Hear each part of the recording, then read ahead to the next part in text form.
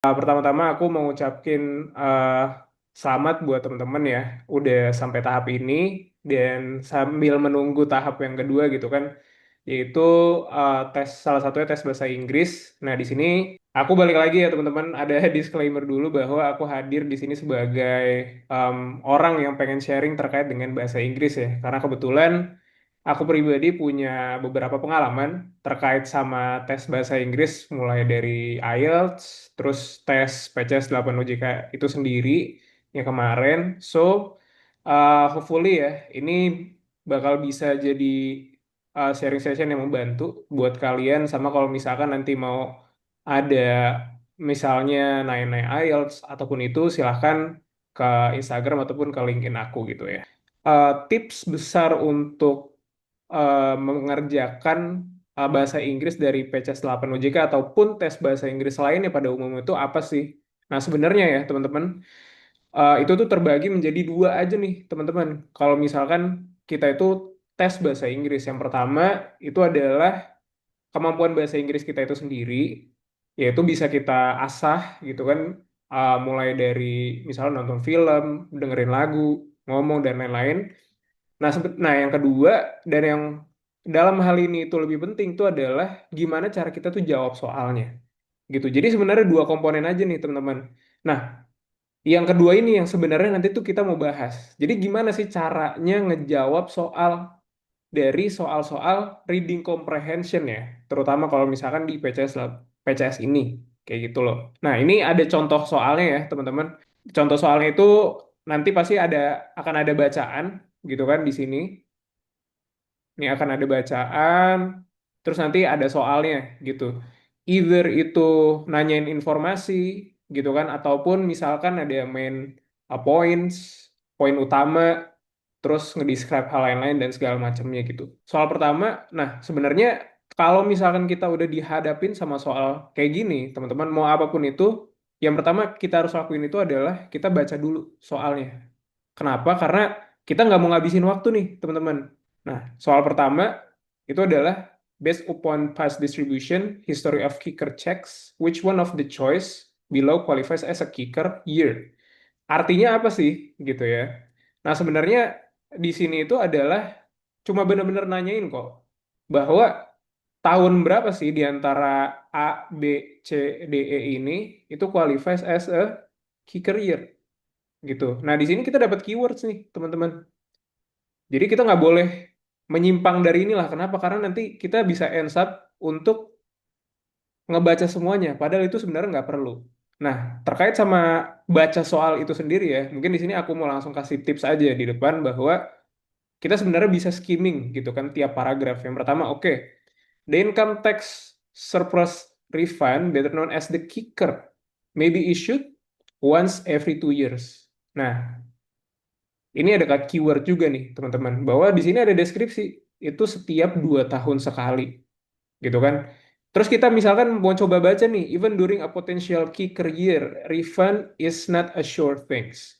It occurs only if actual revenues exceed anticipated revenues by 2% or more dan segala macam. Pertanyaan aku, sebelum aku lanjut jawab, kira-kira ini penting nggak teman-teman untuk menjawab soal tadi, gitu ya? Jawabannya itu adalah nggak penting gitu loh dalam menjawab soal ini gitu ya. Nah, terus ada sejarah lagi nih di sini paragraf selanjutnya. Starting in 1979, the tax surplus bla bla bla gitu kan. Beginning with the biennium ending in bla bla bla. Nah, ini kira-kira penting nggak teman-teman? Jawabannya ini adalah paragraf yang insignificant gitu loh untuk kita baca sehingga kita langsung ke paragraf yang terakhir. Kicker checks were mailed. Nah, ini ada tahunnya. Mulai dari 1995, 1997, 1999. Gitu loh. Nah, nyambungin nih dua informasi ini. Gitu ya. Sorry. Nah, gitu. Set. Artinya, dia kan 2 tahun. Berarti tinggal plus 2, plus 2, plus 2, dan seterusnya kan. Sekarang kita tinggal pilih. Yang plus 2 dari 1999 tuh yang mana? Berarti kan 2001 gitu kan. Terus 2003, 2005, dan seterusnya. Yang ada adalah 2003 gitu. Makanya jawabannya adalah D. Soalnya itu adalah what is the main point of the article? Gitu kan. Oke. Kita mulai paragraf itu the recently released Wilder Foundation report and its prediction that the city bla bla bla bla bla gitu ya. Nah, teman-teman, mungkin di sini aku mau coba kasih tips baca dulu ya sebelum going on with the questions juga, bahwa jangan sampai lupa nih teman-teman sama istilah yang mungkin basic banget sebenarnya. Subjek, ya kan, terus ada verb, terus ada objek, sama mungkin bisa jadi ditambahin juga adverb ya atau keterangan kayak gitu. Kenapa sih aku mention ini? Karena nih, coba kita lihat ya dari sini. The recently released Wilder Foundation report gitu ya, and its prediction bla bla bla. Bla. Pertanyaan aku, nah ini sampai koma ini apa kira-kira gitu ya? Kalau misalkan teman-teman jawab misalkan, oh ini adverb karena ada tahunnya dan segala macam. Nah sebenarnya teman-teman ini tuh adalah sampai sini, segini tuh subjek gitu loh. Nah ini baru mulai dari predikatnya dan segala macam gitu kan. Mungkin kita langsung bahas aja gitu kan. Sebenarnya intinya apa sih? Bahwa ternyata tuh ada prediksi gitu kan di sebuah kota senior populationnya itu atau usia-usia lansia itu could grow as 115% by the year of 2025. Nah, itu might send shivers down the spine gitu kan. Nah, ini biasa banget nih teman-teman kalau misalkan soal-soal yang kayak gini ya, itu kan dia adaptasinya dari soal-soal TOEFL. Tiba-tiba pasti ketemu sama kalimat-kalimat yang itu tuh mungkin lebih kepada apa ya, ungkapan gitu loh. Bisa jadi banyak yang nggak tahu juga gitu kan di antara kita ini sebenarnya apa sih maksudnya. Nah, tapi kalau misalkan aku boleh langsung kasih tahu ya, might send shivers down the spine itu intinya adalah menimbulkan ketakutan teman-teman. Kan down the spine itu kan sampai ke tulang lah gitu. Jadi kayak takut banget sampai ke tulang-tulang intinya gitu. Of all the residents everywhere. Nah, but to think about it, this isn't just a senior problem. This is everyone's problem. Gitu kan. After all, how do you be in 25 years bla bla bla segala macam. Nah, kalau misalkan kita baca, intinya adalah bahwa nanti di 2025 gitu kan bahwa ada major problems. Major problemsnya apa? Nah ini, the big problems will be housing and service. Terus ditanya lagi, kira-kira cukup nggak ya perumahan? Servisnya cukup nggak ya? Intinya gitu. Bahwa ketakutan akan scarcity di situ. Not only does blah, blah, blah gitu kan, but it has encouraged the formation of new program as well. Nah, tadi kan macam-macam ya teman-teman jawabannya kira-kira apa. Nah, di sini itu ada deskripsi kalimatnya sendiri, ada deskripsi problemnya sendiri, ada juga yang terakhir bahwa it has encouraged the formation of new program as well. Nah, singkatnya teman-teman jawabannya sebenarnya itu adalah D gitu. Kenapa? Karena pertanyaannya sebenarnya sederhana gitu. Dari teks yang tadi ada kalimatnya, permasalahannya, sebenarnya yang mau ditanya itu terus apa gitu loh. Main poinnya apa? Jadi dari teks ini kita bisa ngambil apa? Bahwa yang paling penting informasi itu the city must take steps now to be ready for the year of 2025 gitu. Jadi ditanya nih esensinya apa dari ngelihat teks ini gitu. Oh ya udah, bahwa setelah ngelihat teks ini intinya adalah kota ini must take step, harus ngelakuin sesuatu. C sama D. Betul. Gak ada yang jawab C loh tapi. Oke, mungkin menariknya kita bahas ya kenapa C itu salah gitu kali ya Mbak ya. Ya, boleh. Nah, C itu salah. Kenapa teman-teman? Karena dari kita ngeliat kalimat ini ya, The Wilder Foundation report was recently released. Ini tuh baru informasi sederhana gitu loh, bahwa oke, Foundation ini ngeluarin report. Terus apa? Pertanyaan tuh adalah so what gitu loh. Nah, ini yang nggak kejawab. Jadi pilih di antara jawaban-jawaban ini yang itu tuh dia bisa mewakili semua teks. Gitu makanya jawabannya D. Nah, why are Medicare's benefits of particular interest to women? benefits of particular interest to women gitu. Jadi kenapa sih Medicare ini itu tuh fokus banget gitu atau sebenarnya penting banget terutama terutama kepada perempuan-perempuan kayak gitu. Nah, ada keywordsnya di sini. Karena balik lagi bahwa sebenarnya kita tinggal skimming aja. Misal, yang pertama itu kan adalah paragrafnya ini ya, berarti. Oke. Nah, of the 34 million elderly Americans covered by Medicare, the Federal Medical Insurance Program for American age 65 and over, blah, blah, blah. Gitu. And, nah ini, 20 million are women. Gitu kan. Nah, di sini ada perbandingan nih dari 34 juta lansia gitu kan yang ada di Amerika yang itu covered by Medicare yang punya asuransi 20 jutanya gitu ya. Itu adalah perempuan gitu.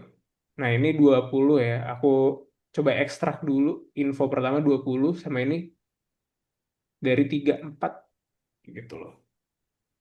Nah, terus about 71% of Americans bla bla bla age 85 all older women gitu kan. Nah, ini sebenarnya paragraf satu ini itu intinya apa sih? Bahwa ini tuh terkait sama demografi, teman-teman. Ini adalah data-data demografi dari elderly population di Amerika.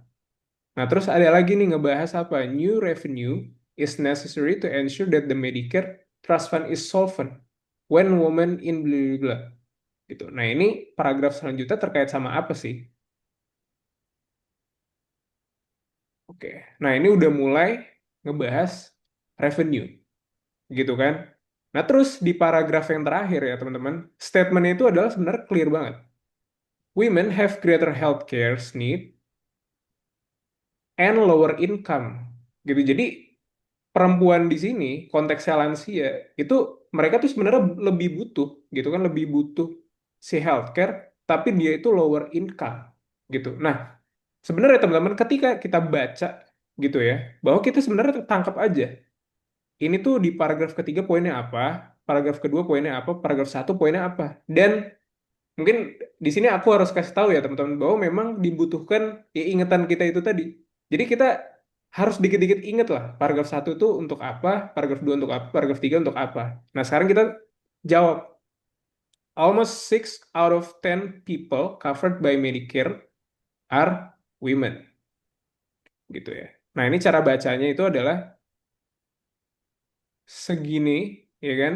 Itu adalah subjek, cover, itu kan berarti adalah ya si verbnya tadi, by Medicare are women, gitu kan. Nah, ini strukturnya bisa kebalik-balik ya, teman-teman. Jadi, nanti coba disesuaikan aja. Apakah ini benar? Nah, kita lihat. 6 dari 10 orang itu adalah perempuan. Tadi kita punya data perbandingan sebenarnya ini kan. 20 per 34. 6 per 10 itu kan adalah berapa sih, teman-teman? Sebenarnya itu kan adalah 3 per 5 ya. 3 per 5 atau ya kira-kira sekitar 60 persenan lah gitu loh.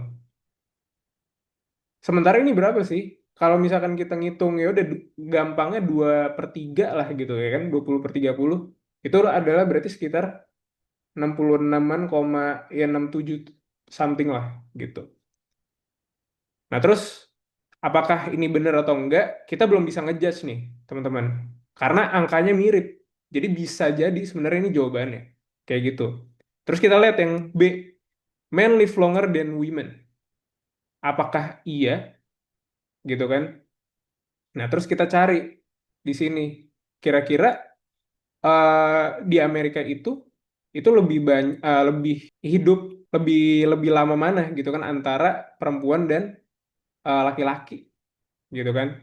Nah, di sini kita lihat about 73% of older women have two or more chronic illness compared to 65% of men. Women's income are lower than men's income and they must stretch fewer financial resource over longer lives.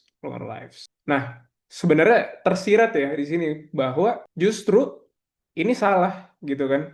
Tahu nggak kenapa? Karena yang banyak populasinya itu kan adalah women, teman-teman. Jadi kalau misalkan dibilang justru laki-laki hidup lebih panjang daripada wanita di sini, berarti adalah salah gitu. Makanya yang benar sebenarnya adalah women lebih besar gitu kan populasi dari men. Jadi ini salah. Nah, yang C sebenarnya ini lebih gampang lagi ketahuan salahnya, tahu nggak kenapa? The number of women over 80 years old will be double in the next 10 years. Ini jelas-jelas ada di teks, teman-teman. Tapi angkanya itu sayangnya itu bukan 80 tapi 100. So ini salah, teman-teman. Terus typical household income doesn't cover healthcare needs. Tadi kita udah baca ya sebenarnya sebenarnya teman-teman bahwa di sini itu cuma ada keterangan bahwa perempuan itu kebutuhannya lebih tinggi, terus income-nya lebih rendah. Di sini nggak ada specified income rumah tangga dan lain-lain. Dan di sini nggak dibilang bahwa itu tuh nggak di cover lah gitu loh. So ini tuh sebenarnya adalah kalimat yang ini nggak dijelaskan di dalam teks. Berarti ini salah juga gitu loh. Nah terus private insurance is too expensive. Ini tambah salah lagi teman-teman. Karena dari tadi tuh sebenarnya nggak ada ngomongin price gitu loh. So jawabannya itu adalah A, teman-teman gitu. Mungkin tips singkatnya ya, yang pengen aku bahas itu adalah, jadi kita ketika answer nih jawabannya, kita harus lihat opsi lain itu benar atau salah, dan ternyata opsi lain itu jelas-jelas salah. Oke, di sini adalah dear sirs, I use one of your balance transfer check to move 500. Nah, di sini dia tuh ada cek gitu ya, to move $500 dari utangnya dia from my Visa card ke si orang yang ini ya, si search-nya tadi ya. Oke, apparently you had closed the Mastercard account and assigned me a new account number. Oke, so the transfer failed. Ini intinya gitu kan. Jadi dari surat ini kita tahu bahwa si orang ini itu tuh baru saja merasakan kegagalan transfer gitu kan.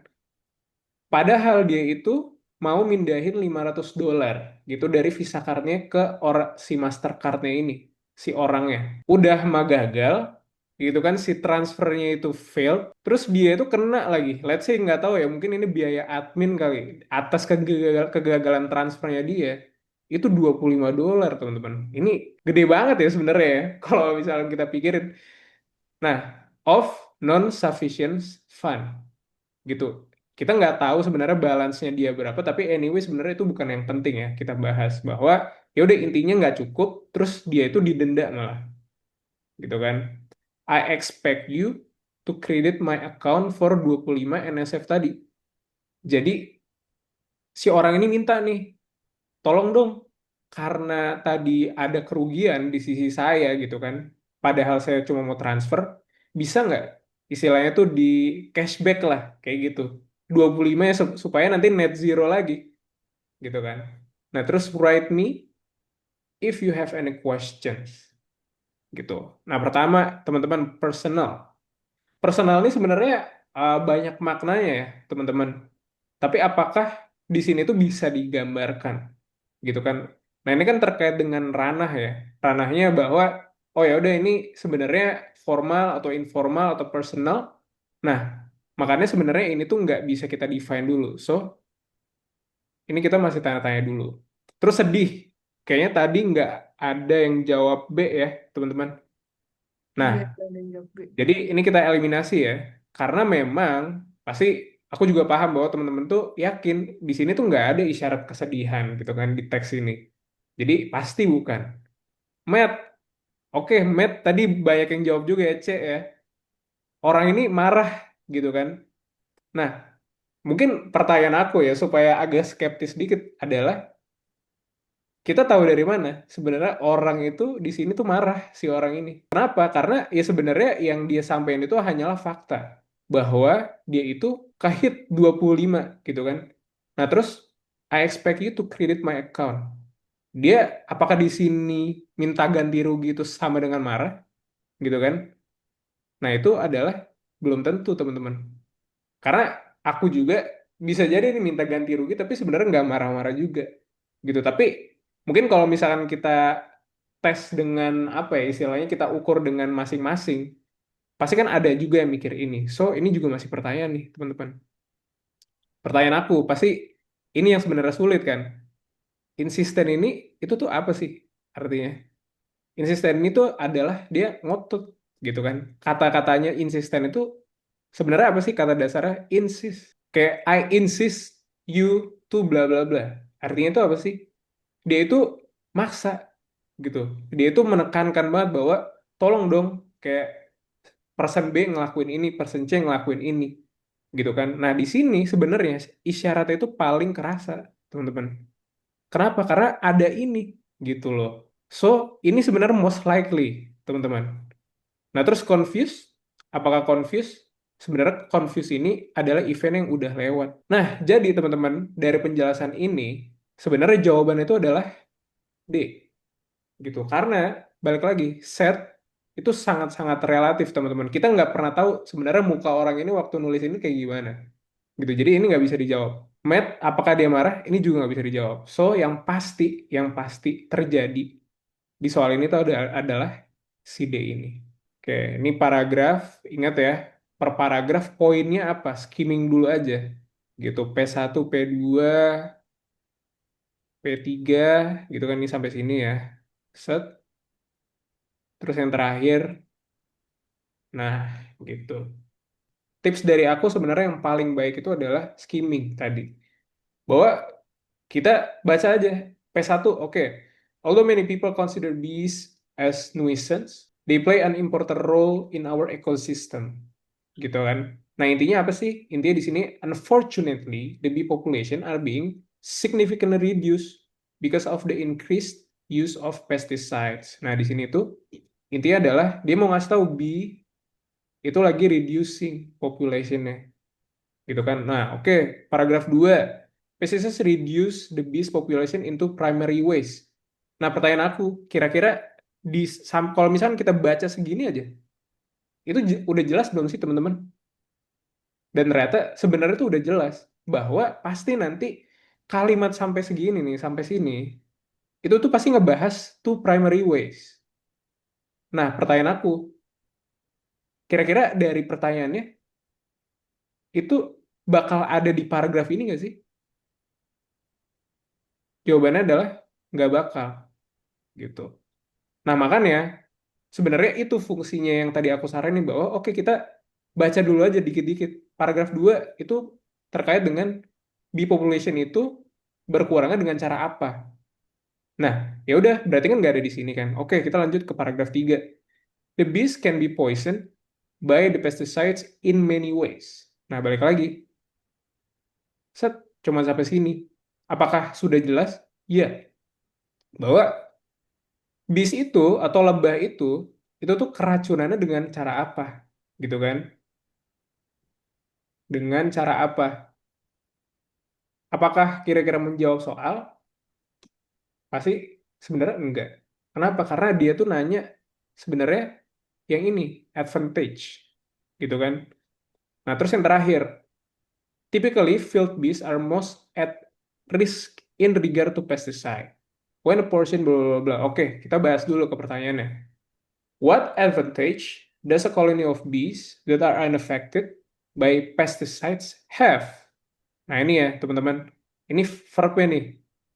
Jadi kalau panjang ini jangan bingung ya teman-teman. Ingat tadi partisi-partisinya. Ini dia nanya apa gitu kan kelebihannya koloni bis. Nah ini koloni bis subjeknya ya. Ini masih subjek juga yang gitu kan yang unaffected by pesticide, yang belum kena pesticide sama sekali gitu kan, no pesticide have over the colony that has been affected by pesticide. Jadi bedanya ataupun keunggulannya yang belum pernah kena pesticide sama yang udah pernah kena pesticide itu apa? Nah kira-kira ada di paragraf mana? Yang jelas ini nggak bakal ada di paragraf ini, pasti ada di paragraf yang ini gitu kan. Oke, kita baca gitu kan. When the portion of field bees are destroyed within colony, the rest of the colony can be devastated in many ways, including the following.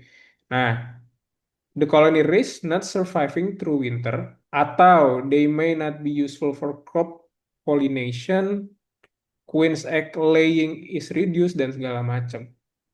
Gitu. So, yang mana nih yang ada di jawaban? Yang jelas gitu yang ada itu adalah A. Gitu. Kenapa? Karena literally dia itu di-describe di sini. Gitu. Ini menjebak juga nih Mbak Esya ya. Iya. Aku kasih tahu penjebakannya tuh di mana. Yang ditanya itu adalah advantage gitu ya. Aku gambarnya kayak gini aja ya. Dari lebah yang unaffect gitu kan, terhadap lawannya ya kan, bis yang udah affected. Jebakannya di mana? Nih, it is more likely that the queen will reduce the egg laying. Queennya itu reduce egg laying. Apakah ada di teks ini? Ada. Tapi dia nge-describe yang ini, apa nge-describe yang ini teman-teman? Jawabannya adalah yang nge-describe yang ini. Tapi yang ditanya di soal itu kan nanya ini yang ini gitu loh. Makanya kalau misalkan dilihat secara citra kalimat tuh beda. Yang ini dia positif, it is more likely to survive the winter. Dia bakal lebih tahan di musim dingin. Sementara yang B itu adalah ratu lebahnya itu telurnya bakal berkurang gitu kan. Mungkin kalau aku mau jawab B, tapi versi jawaban bener, kalimatnya harusnya jadi gini. Queen yang unaffected itu punya telur lebih banyak kayak gitu. Kalau jawabannya itu, nah kita baru bisa bingung deh. Gitu, teman-teman. Reason ya, teman-teman, ini keyword. Oke, kita lihat P1. The Political Reform Division administer provision of California's political reform including the law most fundamental purpose of ensuring that receipt and expenditures in election campaign should be fully and truthfully disclosed in order that blah blah blah. Intinya apa sih bahwa kalau tadi aku lihat ya sebenarnya nah di sini the voters may be fully informed bahwa mereka pengen ketika nanti ada election, ketika nanti ada pemilu gitu kan. Itu tuh ya pokoknya semua kegiatan terkait sama kampanye dan segala macam, receipt expenditure, itu tuh transparan gitu kan. Mereka pengen semua itu transparan. Buat siapa? Buat voters gitu kan. Nah, voters ini siapa sih? Ya, voters ini ya orang kayak kita gitu. Misalnya mau pemilu presiden ya kita voters kan. Gitu. Jadi di sini ada demand untuk jadi transparan itu tadi. Gitu. Nah sebenarnya kalau misalkan kita mau judgmental ya, bahwa ini sebenarnya juga udah menjelaskan banget sih jawabannya mana, gitu kan. Tapi nggak apa-apa kita jawab, kita sambil coba run through aja. Paragraf kedua apa sih? Oke, paragraf kedua, the Political Reform Act was adopted as a statewide initiative by an overwhelming vote of the electorate in 1974. The law requires detailed disclosure of the role of money in California politics. Nah, dan lain-lain.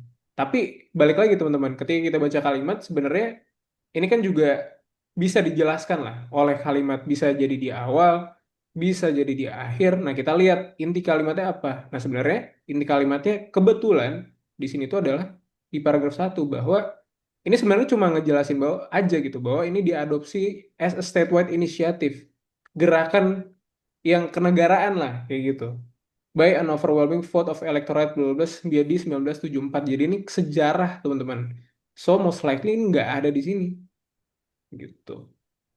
Nah terus kita lihat gitu kan dari jawabannya A B C D E bahwa tadi teman-teman bayangkan itu adalah C gitu kan, dan jawabannya ya benar pasti C gitu kan. Nah, di sini misalnya ya teman-teman kita coba bahas yang oke, the voters were distrustful of political lobbyists. Sebenarnya tahu dari mana nih teman-teman bahwa voters itu distrustful. Nah, ini aku bisa bilang sebenarnya one kind of distraction juga ya, Kak Aisyah. Kenapa? Karena gini, voters itu isunya dia pengen transparan. Tapi apakah dengan permintaan transparan itu menggambarkan bahwa voters itu distrustful atau nggak percaya? Nggak juga gitu. Bisa jadi emang emang mereka pengen minta aja gitu loh, bahwa emang harus transparan. So ini tuh terlalu jumping teman-teman, itu jumping conclusion. Nah ini hati-hati ya teman-teman. Jadi yang pengen aku tegasin di sini adalah ketika nanti kita coba memahami kalimat itu, jangan terlalu apa ya, jangan terlalu suka pakai asumsi gitu ketika emang nggak ada di teks. Nah ini yang bahaya ya teman-teman, kita nggak ada di teks. Nah itu jangan jangan pakai asumsi sendiri gitu, cari yang benar-benar emang ada di teksnya. Karena apa? Karena ini tuh terkait sama reading comprehension gitu. So kurang-kurangin nih teman-teman untuk pakai asumsi kita. Jadi memang yang ada di teks apa, ya udah jawabannya itu sebenarnya adalah rephrase dari yang ada di teksnya, kayak gitu loh. Nah kayak misalnya ini nih, there was an overwhelming vote of electorate in 1974. Apakah ada di soal, apakah ada di teks? Ya ada. Tapi apakah itu alasannya? Enggak. Kayak gitu. Nah misalkan ini, there was a lot of corruption. Ini udah pasti salah lah, karena nggak ada isu korupsi di sini. Tapi kalau misalkan kita mau berasumsi, oh pasti ini voters nih gara-gara nanti sebelumnya ada korupsi dan segala macam, itu oleh karena itu distrustful dan segala macam. Nah itu nggak ada. Balik lagi teman-teman, itu jumping gitu. Terus the lobbyists wish to inform the voters of their activities. Nah ini lebih salah lagi karena dia malah ngedescribe si lobbyisnya itu emang pengen ngasih tahu, which is itu bertentangan sama yang ada di teks. Oke, jadi balik lagi nih teman-teman, yang game yang memenuhi sinonimnya itu yang mana? Sama nggak pakai asumsi. Which one of the following is a natural history composition? Gitu ya. Nah, balik lagi teman-teman, kita skimming gitu kan. Oke, one of the most well-known American literary authors is Henry David Thoreau. His popular piece blah blah blah. Gitu kan. Thoreau inviting personality and perspective on life come through his reader through his literature. His inspiration for the subject matter varies with each of composition.